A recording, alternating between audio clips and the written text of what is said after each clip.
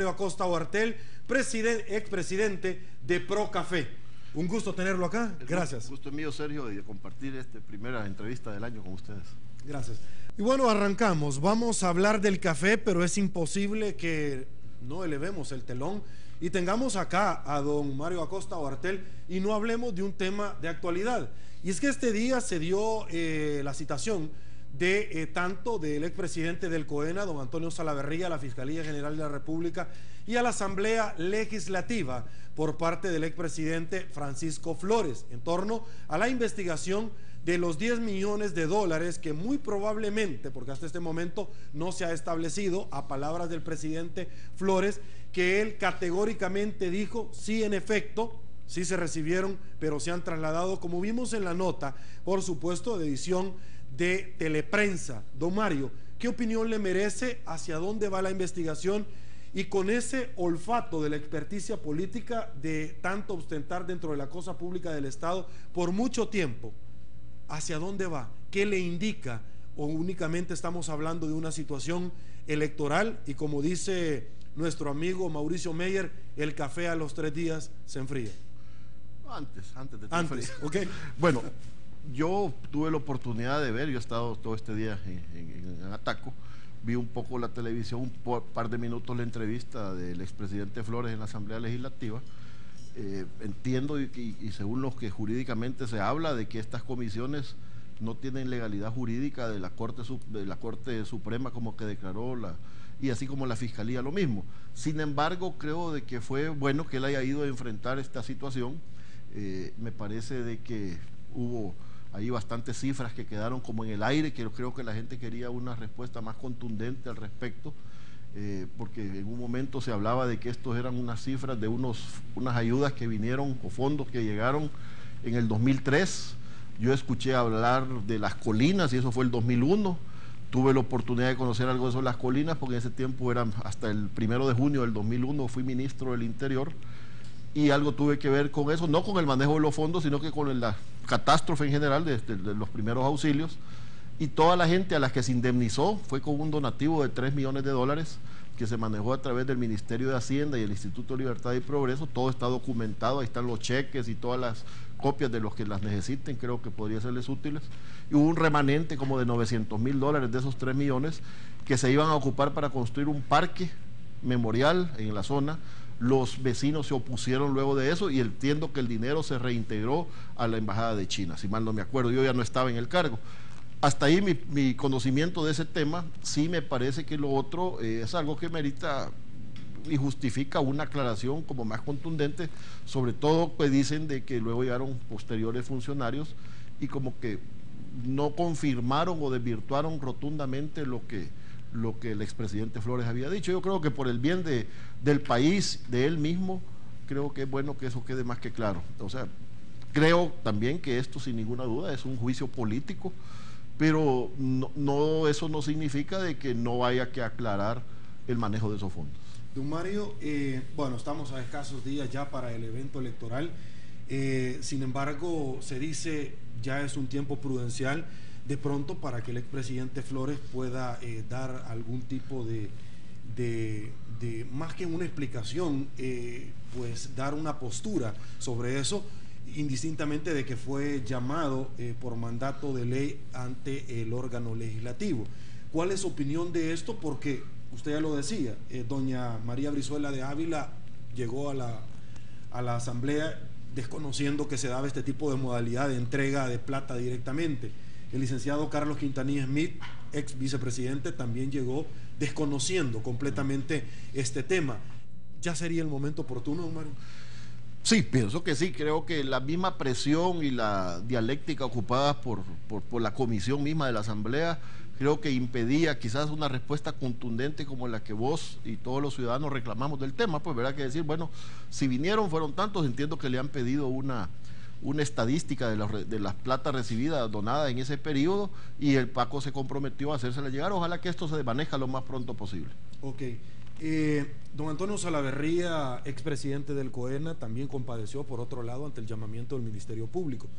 Sin embargo, dejó entrever ante las cámaras de Teleprensa más que su insatisfacción de pronto una duda razonable, como decimos los abogados, por qué a él públicamente se le manda a llamar y al expresidente Flores de pronto no con la celeridad o con la publicidad o con la apertura como se hizo con él?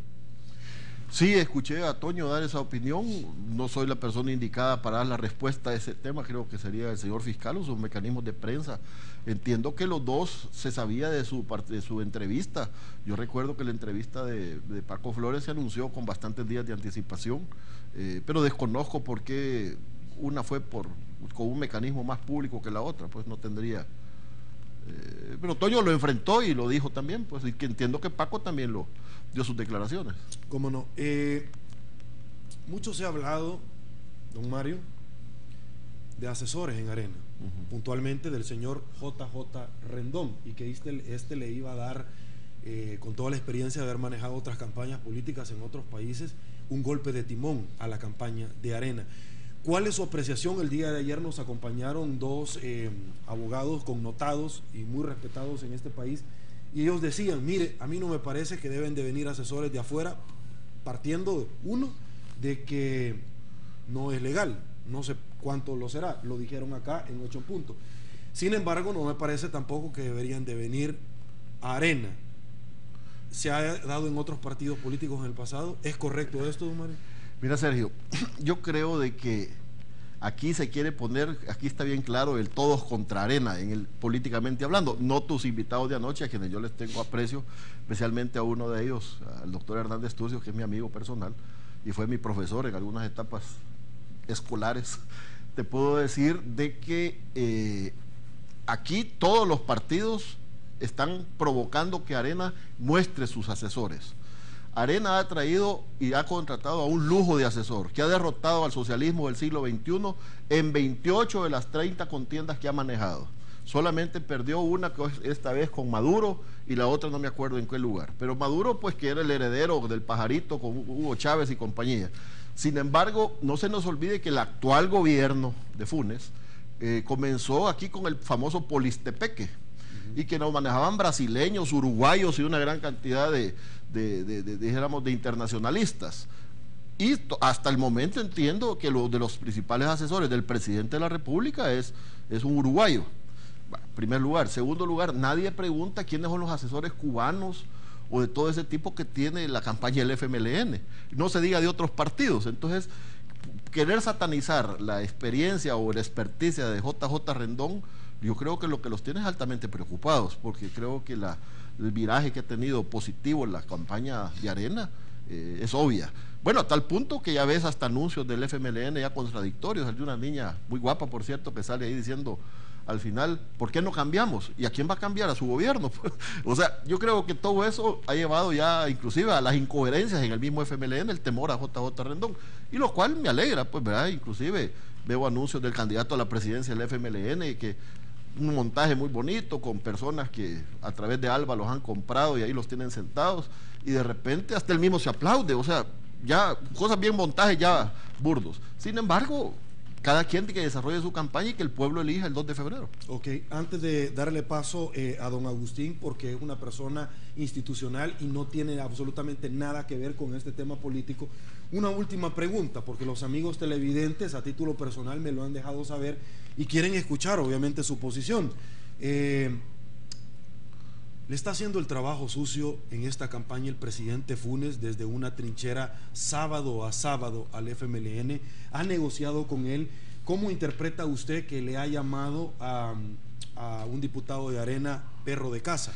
El día de ayer, solo para terminar, ponderábamos en anuncio con los invitados las palabras que emitió en contra del director de Funde y Transparencia Internacional, Roberto Rubio, cuando de alguna manera ganó una licitación, está asesorando a la empresa del Estado, pero el presidente le dijo, al hacer una comparación de los 3 millones de dólares con los 10, no muerda la mano que le da de comer. Bueno, lamentables declaraciones, sinceramente. Yo conozco y respeto mucho a Roberto Rubio, lo conozco desde nuestra época en el externado de San José. Él siempre fue, inclusive entiendo que él fue parte del grupo político de apoyo al FMLN en la época del conflicto. Sin embargo, sí fue de los que verdaderamente terminó la guerra para él cuando se firmaron los acuerdos de paz, creo que lleva a cabo una labor académica muy importante y de apoyo a través de su fundación, Funde, y el hecho que haya ganado una licitación pública y a través de esa la esté implementando, no significa tampoco que el presidente de la República de su cartera le paga los honorarios que él lícitamente una asesoría ganó. Creo que es un mal título. Y así como cualquier otro título de insultos que él pueda decir desde la presidencia de la República, creo que no le lucen a la estatura de un presidente de la República. Y como bien dicen en la selva, ¿verdad? El que dice lo que quiere después escucha lo que no le gusta. También tiene que prepararse a escuchar lo que no le gusta, porque si él abre la puerta para eso, los otros tampoco son mudos, ¿verdad? Por otra parte, la otra pregunta que tú decís con respecto a que si él le está haciendo la campaña de alguna manera, yo veo como una coordinación entre los anuncios del gobierno con los anuncios del FMLN, que dicen, vaya, aquí están los proyectos de la semilla mejorada, Ciudad Mujer, y damos 5, yo quiero otros 5, y de repente alguien le hace allá atrás, por así con las manitas, no sé a qué se trata, pues, ¿verdad? Pero sí me parece que es una coordinación específica que hay de cara a la campaña, ¿verdad? Magnífico. Pasamos la página, el tema meramente político, electoral, y vamos a hablar del café, de este rubro que por muchísimos años la historia de El Salvador recogió como aquel que nos daba todas las bondades que, por supuesto, económicamente hablando, hoy nos da otro rubro, que son los connacionales que residen en aquel país del norte.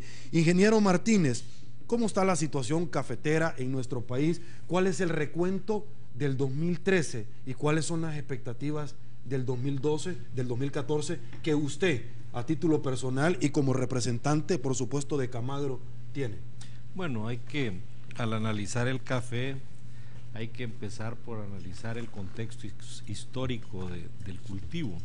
Yo creo que durante décadas y probablemente ya un siglo, el café ha sido fuente de vida de muchos salvadoreños y generador de crecimiento en la economía. Llegamos a ser ejemplo en el cultivo del café, pero por diversas razones a lo largo del tiempo, situaciones de la guerra en algún momento, posteriormente situaciones como la roya, que en los últimos años ha venido cada vez siendo más agresiva y tal vez porque no se le ha dado el tratamiento adecuado, en este momento tiene a muchos caficultores postrados, a la caficultura en general. Viéndolo estadísticamente, hay que verlo que el café representa casi el 1.2, 1.3% del PIB nacional y cerca del 10% del PIB agropecuario. Viéndolo así, y yendo más específicamente a lo que le está sucediendo, el primer, digamos, efecto negativo que ha tenido en los últimos años, como ya lo mencionábamos, ha sido la roya, y esta cada vez ha venido incidiendo más en la productividad y en la producción, al grado que yo he hecho algunas consultas y las expectativas que habían de que este año, por el efecto que ha tenido en los años previos, podía ser bajar la producción a 1 millón de quintales del año pasado, que fue alrededor de 1.5, eso puede verse mermado y llegar incluso a reducirse a la mitad. Eso sí es bien preocupante si consideramos que el café en muchas regiones del país es, volviendo al tema, fuente de vida, es fuente de empleo, generación de actividad económica, generación de beneficios medioambientales, y si esto no se cuida, en el corto plazo vamos a tener una crisis que va a impactar en muchos sentidos, no solo la economía de los cafetaleros, que son, según los censos que tenía Procafé, cerca de 17,000 productores. Entonces tenemos que en promedio tendrán unas 10 manzanas cada uno. Así que el panorama no es tan bonancible, y si a eso le sumamos otro tipo de fenómenos como el que acabamos de tener con el volcán de San Miguel, que por suerte ya la cosecha o la recolección había avanzado bastante, pero al final también va a tener su efecto en las zonas donde tuvo más incidencia, que fueron las partes más altas del volcán, en las cosechas posteriores. Por suerte, el volumen, digamos, o el aporte de la zona oriental a la producción cafetalera es alrededor del 20% a nivel nacional. Entonces sí no puede ser tan grande el efecto, pero sí va a incidir al final. Y lo que hay que ver es en el lugar al productor que está siendo afectado y a toda la gente que estamos viendo que como no tienen otra actividad, así como están las condiciones, se está arriesgando a ir a cosechar. Entonces, todas esas situaciones plantean un interrogante, bueno, ¿qué hacer? Yo creo que ha sido muy discutido todo el tema de Procafé, la destrucción de la institucionalidad, de la actividad. Yo creo que ahí es donde debemos de tanto el gobierno como el sector privado sentarnos a planificar y a ver qué es lo que conviene hacer desde el punto de vista de endeudamientos, las situaciones de endeudamientos que se han generado por diversas razones en el pasado, el problema de financiamiento para renovar el parque cafetero, que es un parque ya bastante viejo, ya bastante avanzado en edad y que requiere, por la misma situación de La Roya, renovación de un parque cafetero con variedades que sean más resistentes y que puedan minimizar el impacto de un ataque de roya que cada vez, incluso me explicaba un técnico que por efectos de todos estos cambios climáticos que se están dando, también tanto los hongos como las plagas también se van reconvirtiendo y se van volviendo más virulentos, y eso a la larga también tenemos que preparar. Requiere probablemente inversiones millonarias para replantear toda la actividad. Y no sé si existe la disposición, pero hay que buscarla. Ok, voy a hacer una primera pausa comercial. Regreso, ingeniero, licenciado, con usted, amigos televidentes, sobre este tema, abordando cuál es el futuro del café, cómo ha afectado estos fenómenos que muy bien lo han explicado en este bloque nuestros invitados de esta noche. Pausa, volvemos. Muchísimas gracias por su preferencia, ingeniero Martínez, bajo el planteamiento que usted ha estado desarrollando y que va a seguir desarrollando. La pregunta a continuación y a quemarropa es si en el tema de La Roya ustedes están satisfechos, cómo se ha actuado tanto por parte del Estado, el gobierno, o por parte de la cartera del Ministerio de Agricultura y Ganadería, en impedir, en interrumpir que este tema siga avanzando. Mira, es un tema que hay que, volviendo a la parte histórica, hay que ver que la roya es un hongo que está presente en la región desde hace muchos años. Lo que ha pasado es que tal vez no hemos estado preparados para una esporulación del hongo demasiado agresiva y probablemente no se ha actuado con la celeridad del caso, y que paralelamente estaba todo este conflicto de la situación de Procafé. Eso creo que impidió un poco una acción más rápida, pero hay que referirse a las estadísticas. Mira, la Organización Internacional del Café, en un estudio que yo estaba viendo, un informe sobre el brote de roya de café en Centroamérica y plan de acción para combatirla, señala que El Salvador es el país más afectado, con un 74% de incidencia de roya en todas las zonas cafetaleras. Le sigue Guatemala con un 70%, luego Costa Rica con un 64%, Nicaragua con un 37% y Honduras con un 25%. Entonces, ¿qué quiere decir esto? Todos, probablemente las zonas cafetaleras están más dispersas, podrá decirse, pero en el caso de Honduras y en el caso de Nicaragua, es que de entrada los gobiernos reconocieron el nivel de incidencia que tenían y actuaron. Entonces se declararon en emergencia. Yo creo que en muchos fenómenos naturales, sanitarios, muchas veces por no alarmar, no se establece un mecanismo de conteo rápido y de definición del problema entre todos los actores, porque aquí tú empiezas a ver, y lo estás viendo en este caso de la situación de San Miguel. Hasta mañana creo que va a haber una reunión entre los productores y el gobierno, y yo creo que yo he tenido experiencias en el pasado, en gobiernos anteriores, donde cuando venía un fenómeno de algún huracán que fue fuerte para el país, nos reunían toda una tarde, todos nos poníamos en contacto con todas las regiones, veíamos los impactos y en la noche teníamos más o menos claro cuál era el impacto en cada sector. Yo creo que esos son mecanismos operativos, fácil de montar, todos estamos dispuestos, para eso el sector privado es abierto, los gobiernos pasan, nosotros tenemos ya experiencias en muchas de estas cosas y podemos colaborar a que la aproximación al problema sea más rápida, y esa experiencia muchas veces no se aprovecha, pero igual hay que trabajar mucho en esto y más que todo en la institucionalidad de la actividad.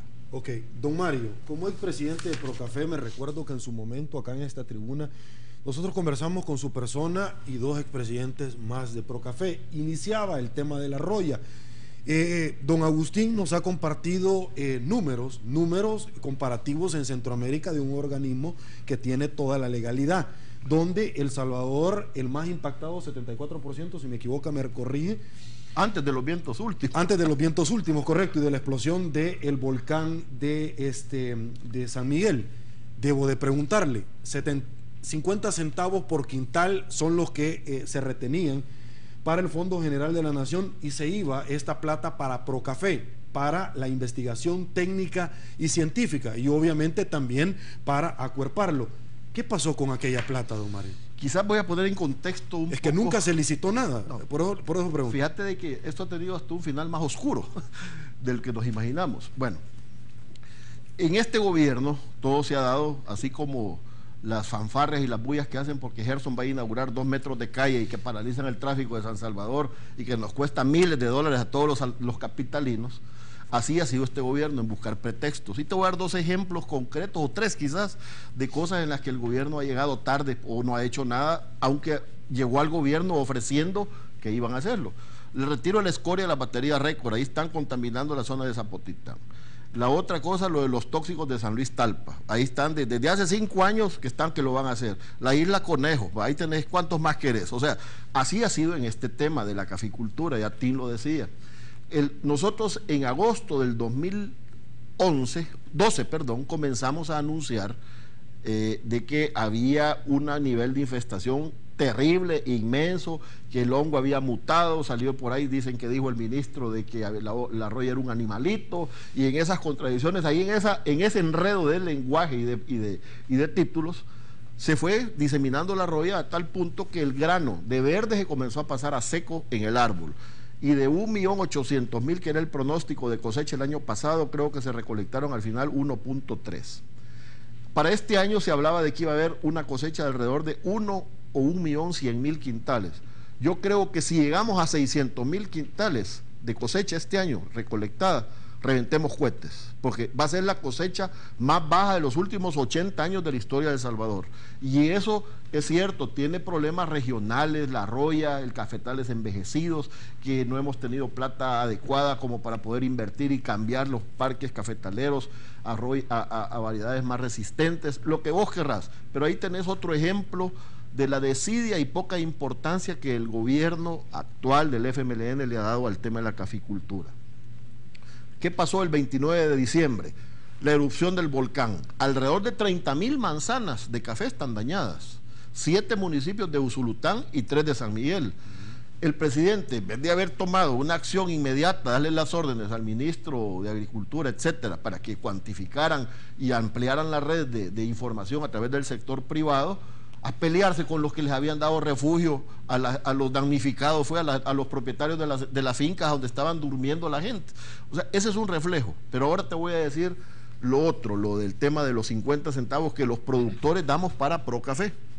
Procafé nació en 1989 con un convenio de 10 millones de dólares de la AID, y los productores íbamos a dar por cada quintal producido $1. Ese fue un asocio público. Fue un asocio público de los primeros, de los últimos 50 años quizás. Viene y de repente la crisis, una crisis de precios, porque ahora estamos en una crisis de producción y de precios internacionales. Viene y de repente dijimos, ya no demos $1, sino que de común acuerdo demos 50 centavos. Esos 50 centavos le fueron dando funcionabilidad a Procafé. Pero desde hace 3 años el actual gobierno dijo, no, vamos a comenzar a hacer unas nuevas licitaciones, que participen nuevas empresas.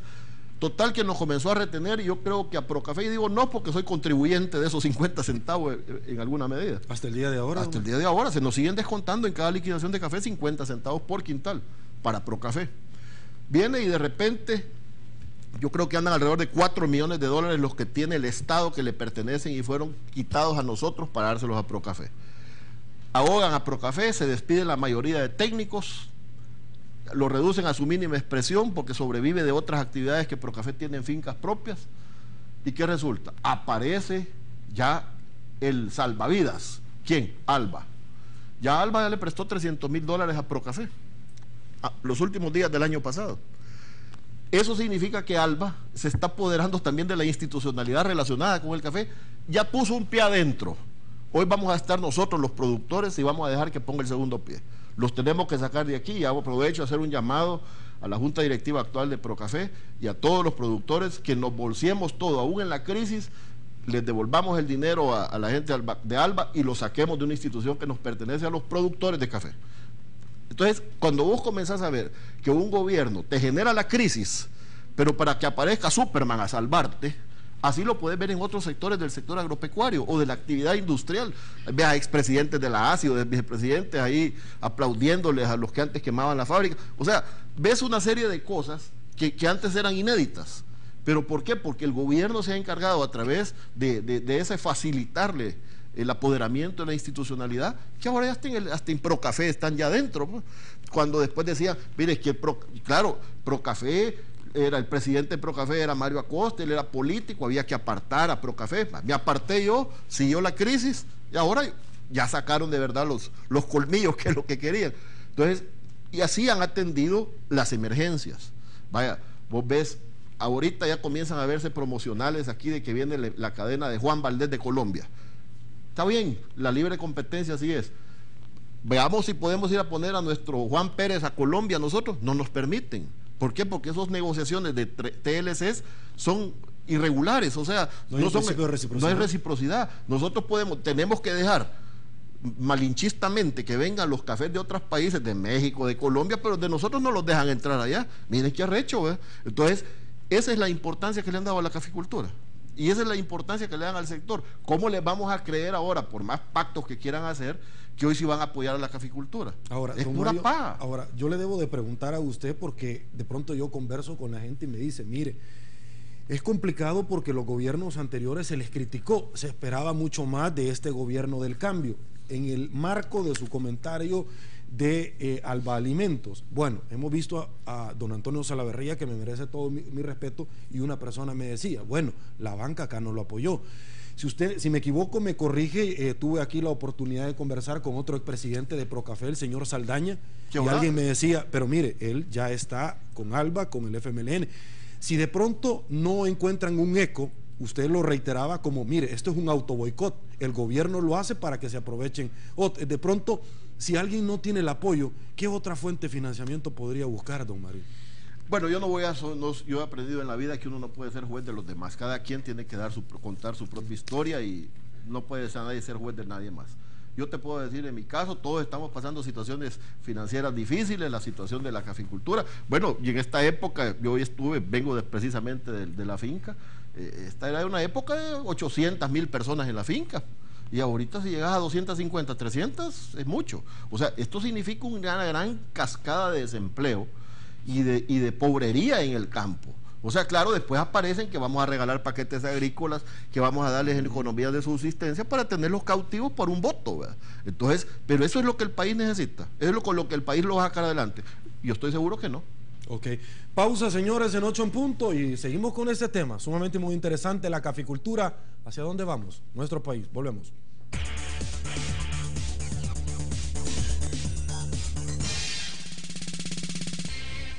Muchísimas gracias. Seguimos conversando con nuestros invitados sobre el rubro del café.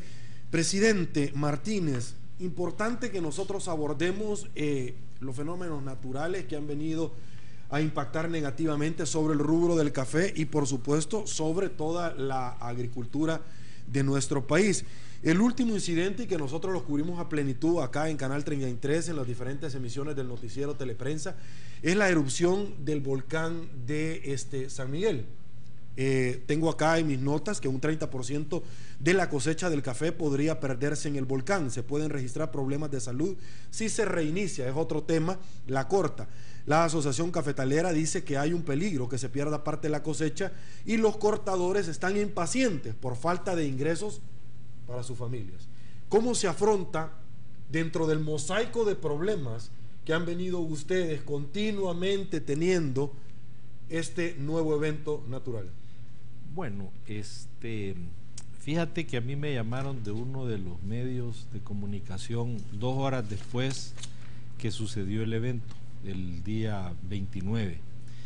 Y yo, sin mayor información, por lógica, estas son cosas muchas veces de lógica, me preguntaban cuál es el impacto de este fenómeno en la agricultura. Yo le decía, mire, en primer lugar estoy viendo en las noticias que hay un impacto inmediato porque han evacuado a las personas. Es lo principal, salvar vidas. Pero eso va a tener un efecto porque no van a cortar mucho del café que ya estaba en producción. Después se ha dicho, y Procafé lo establece y el ministerio también lo ha planteado, que ya mucho del café de esa zona estaba cortado. Ahí más bien lo que se va a ver es en las futuras cosechas un impacto mayor dependiendo del nivel de afectación que tuvo en las partes más cercanas al cráter, después más abajo y así posteriormente. Pero lo que yo le decía de inmediato es que, sin tener mayor información, y es de lógica, bueno, la incidencia va a depender de 2 cosas: de la duración del fenómeno y de la intensidad del fenómeno. Todavía hay ciertas precauciones que se están tomando porque hay actividad volcánica.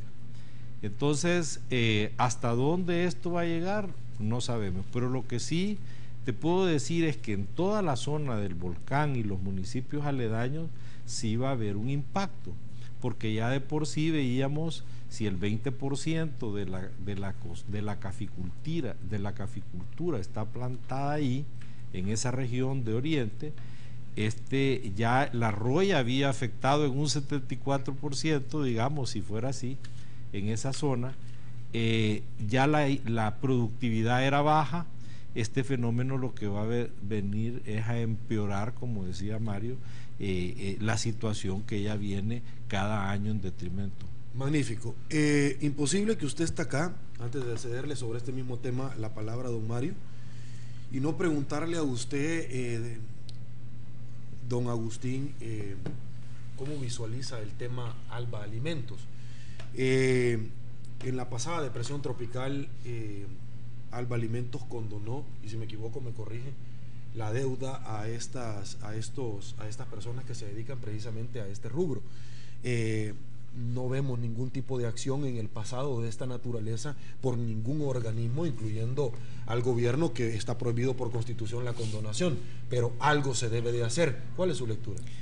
Bueno, hay que, en primer lugar, reconocer que Alba es una entidad política, o sea, y no se puede esconder, está vinculada a un partido político, pero yo haciendo aparte, haciendo a un lado ese tema político, yo lo que sí puedo externarte, porque lo hemos consultado con muchas de las cadenas de producción y muchos sectores, es la preocupación que ellos externan al tener una empresa que es multisectorial, con mucho músculo financiero y mucho músculo político, y que a veces, por la forma en que entran a los mercados, pueden causar distorsiones. Esa, digamos, viéndolo desde la parte puramente económica, es la mayor preocupación de los sectores.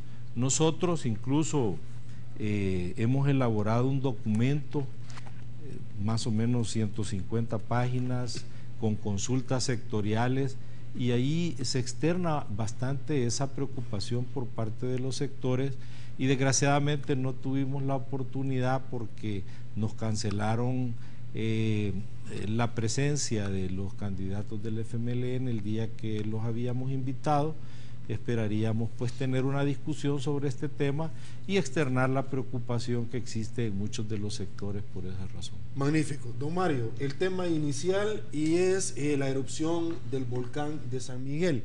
No me quiero centrar sobre puntualmente el tema del café, me quiero ir a otra situación que es de naturaleza política. Ese día nosotros en debate político vimos con muy buenos ojos que el señor presidente de la República llamara a la reflexión a los partidos políticos en no gozar con el dolor ajeno, no sacar raja política de esto porque no era conveniente, no era adecuado, no era moral. Sin embargo, también hay que decirlo, recogimos nosotros de diferentes rotativos la llegada del señor presidente de la República con 2 horas de retraso, porque aquí hay que decirlo todo, allá a la jurisdicción de San Miguel. Y cuando llegó, le pidió a las personas, a los lugareños, que meditaran el voto y que se necesitaban 5 años más de este gobierno. Ahí sí ¿Cuál es su interpretación? Ahí sí ya era moral la reflexión y el pedido del voto.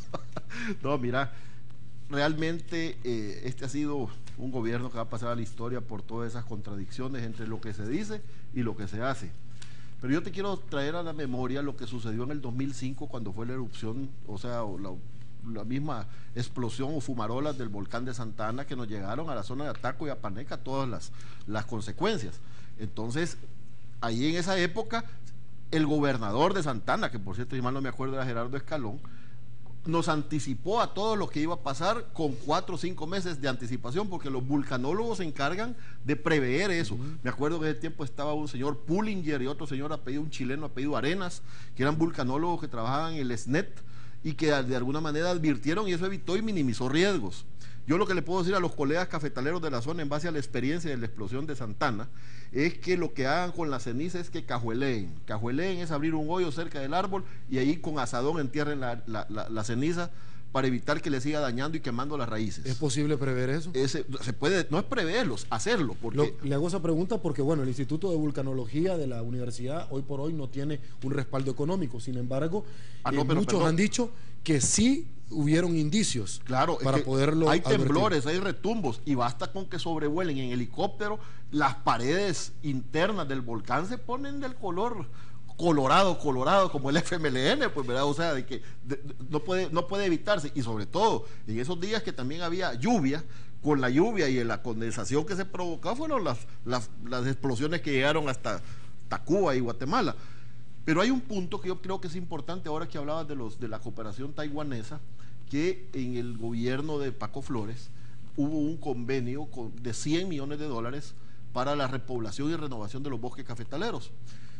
Años después, en el 2008, yo le hice una consulta, ya como presidente de Procafé, al embajador de ese entonces de República de Taiwán acá, China-Taiwán, y le dije yo, bueno, ¿cuánto estaba, cómo estaba la situación de ese crédito? Él me dijo, bueno, de ese crédito se ocuparon 30 millones a través del Banco Central y sobraron 70 que se podrían volver a usar para renovar la caficultura, siempre y cuando el Banco Central actual mande una carta y se renueva. Es más, le voy a decir un secreto, me dijo. Yo lo puedo confesar ya porque ya pasaron 6 años. Mire, dijo, ustedes pidan eso y quizás hasta se puede canjear por el FICAFé. Yo moví cielo y tierra, empujé las paredes que había que empujar, pero sin eco. Lastimosamente ahí está. Yo creo que ojalá se pueda hacer, a tal punto que cuando vino la señora Hillary Clinton a la toma de posesión del presidente Funes, la canciller, y no me gusta decirlo en el aire, aquí está la fecha del periódico, 19 de abril del 2009. ¿Lo podríamos mostrar esta cámara? Aquí está el liderazgo, también esta parte que no se alcanza a leer, que sí, que si me permitís la puedo leer, esto que está encerrado, es la prensa gráfica del 19 de abril del 2009, dice: la canciller salvadoreña Marisol Argueta introdujo a Hillary Clinton al tema del TPS y le pidió abogar por una reforma integral que beneficie a los salvadoreños. Pidió que la agenda medioambiental contemple incentivos para no afectar el comercio y le habló de un proyecto para incluir a los bosques cafetaleros en iniciativas paralelas al protocolo de Kioto. Todo eso lo hicimos, lastimosamente el gobierno actual las ignoró y las engavetó. Entonces, volviendo al tema de la respuesta política que el presidente le dio a los damnificados, yo no lo pude apreciar, estaba fuera del país cuando eso sucedió, lo lamento. Ok. Bueno, lamentamos acá que el tiempo vuele tan rápido, pero tenemos que ir a una nueva pausa comercial. Al regresar, Participación Ciudadana, lo que se viene en 8 en punto. Volvemos. Muchísimas gracias por su preferencia. Estamos de regreso. Rápidamente vamos a compartir parte de la participación ciudadana sumamente abundante. Muchísimas gracias a usted por estar pendiente de este tema. Hacen una pregunta puntual para don Mario Acosta Oartel en el tema. Nos vamos a retrotraer a inicialmente cuando hablábamos de la comparecencia del expresidente Flores ante la Asamblea Legislativa este día. Los cheques se utilizaron, lo que manifestó el presidente Flores, para emergencia por terremotos, para combate del narcotráfico y secuestros. Lo que dijo de los 10 millones de dólares de China-Taiwán. De pronto alguien pues no le satisface ese tipo de respuesta y le hacen la pregunta puntualmente a usted, don Mario, ¿qué piensa de esto? Es decir, ¿se sigue todavía creyendo en serio sobre este tema? Mira, yo lo que te puedo decir es de que los terremotos fueron el 2001, en enero y febrero. Entonces, lo que sí recuerdo es de que esos 3 millones de dólares que Taiwán dio a través de la Cancillería, se manejaron a través del Ministerio de Hacienda y se liquidaron para la compra de los terrenos. Eso lo manejó el Instituto Libertad y Progreso, Libertad y Democracia. Nosotros nunca, los que estábamos involucrados en la emergencia, nunca manejamos fondos, sino que eso lo manejaron las instituciones. Sí me acuerdo que fuimos observadores del proceso ese de pago. Hay listas y ahí está. Y este día inclusive me encontré casualmente con una de las personas que trabajó en esa época conmigo en el ministerio, que sí obtuvo copia de las listas y las cheques y todo lo demás que se les entregó a esas personas, pero eso entiendo que lo que está investigando la Asamblea y lo que ha generado dijéramos, reality show político es relacionado con una ayuda del 2003, 2004, o unos cheques de esos periodos, no del 2001 que fueron los terremotos. Ok. Don Agustín, preguntan los amigos televidentes cuál es el futuro de la agricultura y si en alguna medida ustedes ya se han reunido con todos los candidatos a la presidencia para conocer cuáles son las propuestas para desarrollar o reactivar el tema de la agricultura. Bueno, sí iniciamos un ciclo de reuniones con los candidatos. Tuvimos la presencia en primer lugar del doctor Norman Quijano y el doctor Ramírez Cuadra, y luego tuvimos la visita en un desayuno, le llamamos los desayunando con los candidatos. Tuvimos la visita de don Tony Saca, quien estuvo también acompañado de su compañero de fórmula, e intercambiamos, nosotros les hicimos una presentación de nuestra propuesta que recoge, digamos, toda la problemática de manera transversal en todos los sectores agropecuarios, pero después el documento aterriza a través de consultas que se han hecho con las diferentes cadenas de producción en problemas específicos de cada sector y propuestas de solución de cada uno de ellos. Así que ese intercambio, desgraciadamente, en la tercera oportunidad teníamos programado al profesor Sánchez Serén y a don Oscar Ortiz, pero por alguna razón cancelaron. No se ha vuelto a reprogramar. No se ha vuelto a reprogramar. Vamos a continuar también con los otros candidatos de los partidos más pequeños, pero creemos que es importante que todos conozcan nuestra propuesta. Ok, una pregunta que es importante es, la Asociación Cafetalera ha hablado de la posible aparición de la plaga conocida como araña roja. Sí, esta es una plaga que está presente también en muchos cafetales, pero que la presencia de ceniza contribuye a que se propague de manera más rápida, y eso es importante atenderlo porque después la presencia de esta plaga genera otros problemas de hongos y otras circunstancias. Así que igual que la roya, requiere una intervención fuerte, acciones contundentes para detener y evitar que estos problemas sean mayores. Yo te puedo resumir analizando lo que ha hecho la caficultura de países vecinos, Honduras, Nicaragua, Guatemala, Costa Rica. Ellos empezaron a cambiar sus variedades desde los años 80 y 90. La caficultura es una actividad que hay que verla en el largo plazo. Entonces requiere una planificación, digamos, de la actividad en ese largo plazo. Así que hay experiencias aquí en la región que deberíamos, México ha hecho un buen trabajo también en todo el tema de café, y ahí está, lo hemos hablado con ellos. Y fíjate de que yo tuve la oportunidad de presenciar y estar ahí el día de que se firmó en la cooperativa Siglo XXI un convenio con el candidato presidencial Norman Quijano, con 10 puntos, un decálogo de compromisos puntuales, porque la caficultura necesita ser reactivada, no necesita nada regalado, lo que necesita son facilidades crediticias para que nosotros, los productores, nos endeudemos y lo hagamos como sabemos hacerlo. Hay que buscar material genético adecuado. El símbolo de la caficultura salvadoreño, el café Borbón, lastimosamente ha sido el más dañado con el ataque de la roya. Creo que ha quedado reducido a un 30% las plantaciones de Borbón a nivel nacional. Entonces, ¿qué hay que hacer? Sin perder la calidad, seguir buscando nuevas variedades resistentes a la roya, a las plagas, y hacer esa empresa techada más grande que tiene El Salvador, que son 210,000 manzanas de café, que no le pasen lo que le pasó al añil y al algodón, que desaparecieron por indiferencia, incapacidad o ganas de destruirla de parte de los gobiernos de turno. Don Mario, ¿cómo es posible que no podemos salir nosotros adelante en aquellos años de gloria, cuando recibimos premios internacionales de la mejor taza de baristas, etcétera? Tengo poco tiempo. Sergio, nosotros fuimos el tercer país productor del mundo, después de Brasil y Colombia. Cuando vino la nacionalización del comercio exterior y la reforma agraria, se vino al suelo. Magnífico. Bueno, tenemos que seguir desarrollando este tema. Don Agustín. Gracias, Sergio. Gracias, un placer para mí. Gracias, don Mario. Sergio, muchas gracias, muchas tiempo. Felicidades y bendiciones. Gracias, amigos televidentes. Muchísimas gracias por habernos acompañado esta noche en 8 en punto. Soy Sergio Méndez, hoy martes 7 de enero del 2014. Así están las cosas en nuestro país.